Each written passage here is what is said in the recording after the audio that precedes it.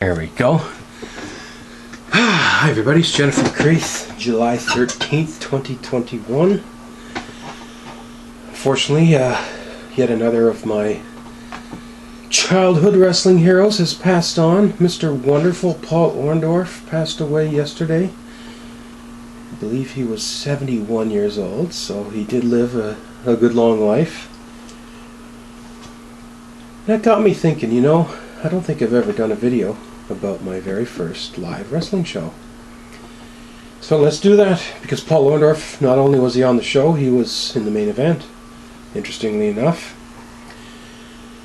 So my brother is the one who got me watching wrestling, probably around 86. WWF had gone mainstream. We had done WrestleMania, and my brother actually had a school teacher that got the whole class interested in watching wrestling, so that got me interested. We started watching. Back in those days, there were two shows on the weekend, and WWF had Superstars of Wrestling on one channel and Wrestling Challenge on the other. Of course, the TV matches were mostly squash matches and interview segments designed to get you to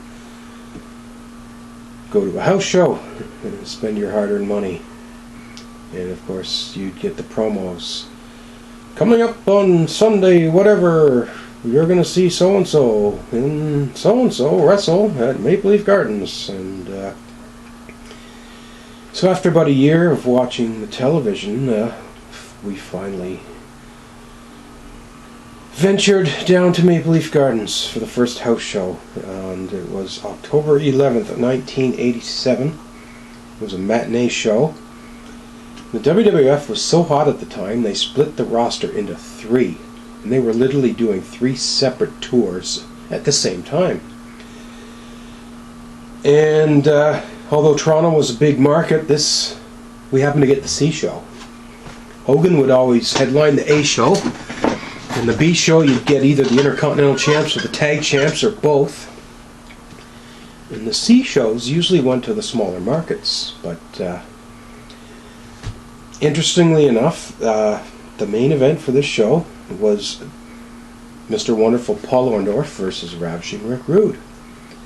And I believe it was match number 2 out of a series of 3 they would have in Toronto in between A show visits. Because my second house show was an A show, which is a little bit more of a memorable show, but this C show actually had some unique names, and we're going to quickly run through it.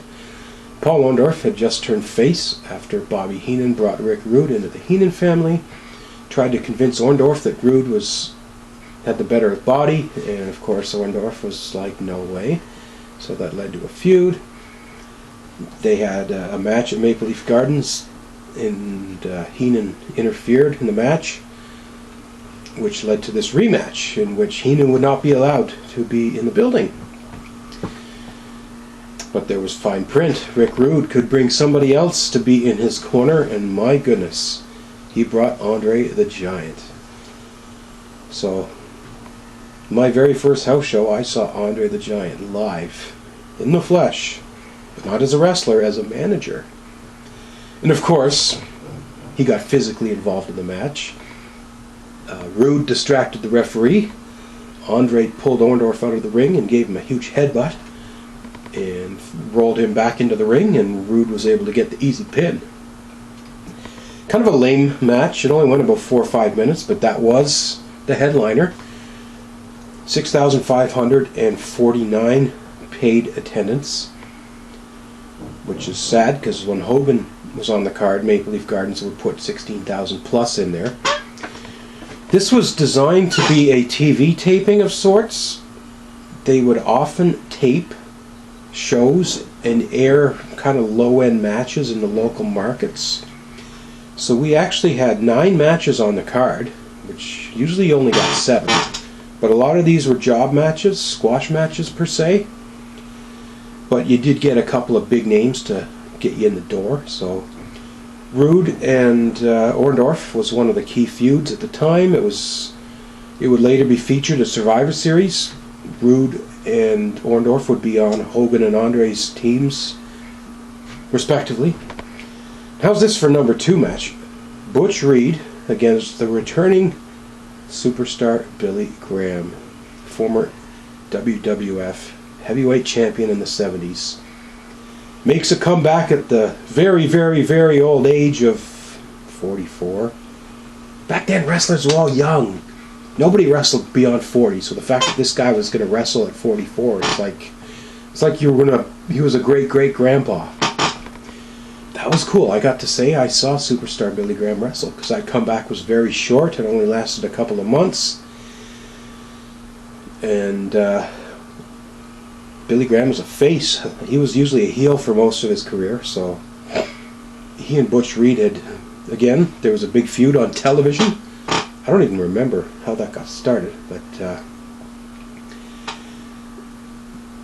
Slick, the manager, was interfering in the match, and Billy Graham was able to get his hands on Slick and rough him up a bit.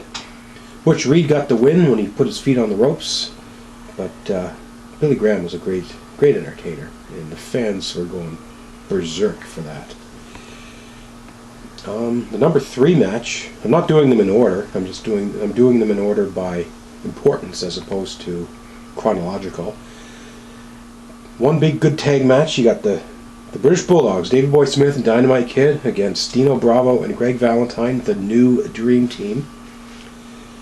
Johnny V was the manager. John Valiant, former wrestler in the 70s, turned manager. He did commentating. As I mentioned, this whole show was filmed, and a lot of the matches aired in the U.S. on Primetime Wrestling, and most of the matches aired locally in the Toronto/Hamilton market on Wrestling Cavalcade, Maple Leaf Wrestling. So Johnny V commentated most of the show, but he was there to be a manager. Usually the managers didn't make the house show loops, unless it was like a Madison Square Garden show, so it was rare to see a show at Maple Leaf Gardens in Toronto that actually had managers there. But that match was interesting. It was about a 10-minute battle, and it ended up in a disqualification. Both teams disqualified for brawling and not listening to the referee's instructions. Well, let's go back now and quickly walk through the show in order. It started with Paul Roma, the young stallion, taking on Jose Estrada Sr., who of course doubled at the time as one of the conquistadors. Both of them were considered jobbers at the time. Roma was in the Young Stallions tag team, and they got a bit of a push, but for most of Roma's WWF run, he was a jobber. Then we saw young Sam Houston, the half-brother Jake the Snake Roberts, come out against Barry Horowitz.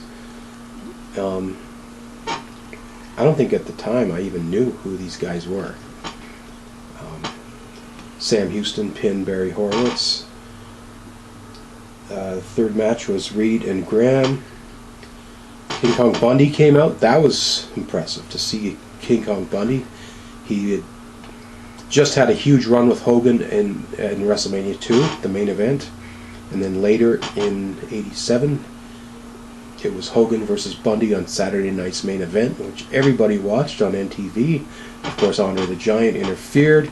This would lead to a Hogan-Andre rematch. So Bundy was pretty big at the time.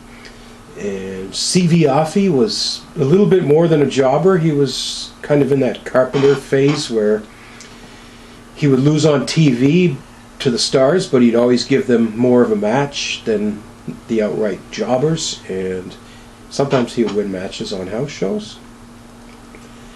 Bundy squashed him in 3 minutes. Hacksaw Jim Duggan against Johnny K9. There's an interesting story. Johnny K9 he's actually going to be featured later this year on Dark Side of the Ring. This guy, I believe, murdered a couple of people in his life. I don't know if that was before or after his stint with the World Wrestling Federation. But again, Hacksaw Jim Duggan, a squash match, 2 minutes and 42 seconds. Duggan, fairly new to the WWF at the time, did a run-in at WrestleMania 3, starting a feud with the Iron Sheik and Nikolai Volkov. Then we had a very interesting one. Boris Zhukov, fresh out of the AWA, as a single, coming in to fight Hillbilly Jim, who came out to his ballad that was on the Piledriver Wrestling album. This may have been the only time Hillbilly Jim came to the ring to that theme music. Zhukov pinning Hillbilly Jim in 11 minutes, his longest match on the show. Hillbilly was a pretty big star in 85, 86, but by 87 he had kind of ran his course and was now basically a jobber. Still had brand name recognition, but you kind of knew that he was going to lose to whoever he wrestled. Now a really strange one. The newly turned face, Don Morocco against Kim Chi. Kim Chi's last appearance for nearly 5 years. Kim Chi was, of course, a masked wrestler who was the, quote, handler of Kamala, the Ugandan giant. And it was usually Steve Lombardi under the mask. I assume that's who it was here. But Kim Chi rarely wrestled back then. He was just there in Kamala's corner. So it seemed very peculiar that Kim Chi would actually wrestle a match. And Morocco squashed him. And then we had the tag match to close the show. And away we go. That's our first house show. Somewhere in the storage room we got the program and the lineup sheet. And through the magic of the internet, we've found 7 out of those 9 matches. Somehow got onto YouTube. And we've got it downloaded, so we can watch those matches anytime we want. How many of those guys are gone? My goodness. Rude, been dead since 99. Orndorff dead. Andre's gone. Butch Reed just passed on not that long ago. The Bulldog's gone. Dino Bravo's long gone. Some of these guys are still kicking. Morocco, Valentine, Duggan. Gee, Bundy's gone too. Starting to feel old, you know, but there's my first house show, and it was a lot of fun. Paul Orndorff would leave the WWF shortly after this. Of course, Orndorff had a huge couple of years. He came in as part of the WrestleMania 1 angle. Then he would be blamed by Roddy Piper for that WrestleMania loss, which would turn Orndorff face, which led to an Orndorff-Piper feud. Then Orndorff got involved as a face team with Hulk Hogan, and Orndorff and Hogan were teaming up to go after all the bad guys, till one time Orndorff, I guess, got jealous, and of course there was a TV angle where Orndorff turned on Hogan, and it led to a huge feud.